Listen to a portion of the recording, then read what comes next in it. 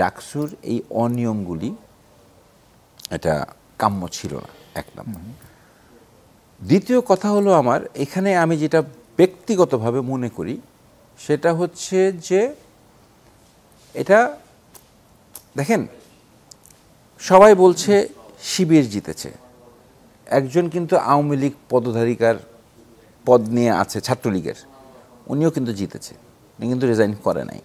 একটা মনস্তাত্ত্বিক এগ্রিমেন্ট ছিল যে ছাত্রলীগের বা আওয়ামী লীগের কেউ ইলেকশন করতে পারবে না।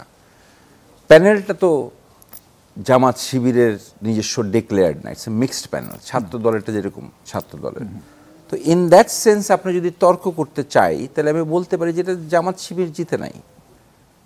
আমি যেটা মনে করি যে 5ই আগস্ট যদি না ঘটতো তাহলে ওনারা নিজেদেরকে কোনোদিন শিবির বলে দাবি করতো না।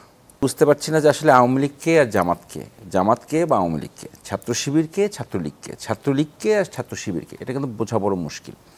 বুঝতে পারছি না আসলে, আমি পার্সোনালি আমি বুঝতে পারছি না।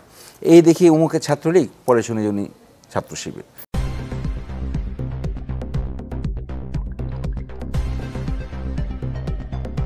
News Vision, Digital Multimedia.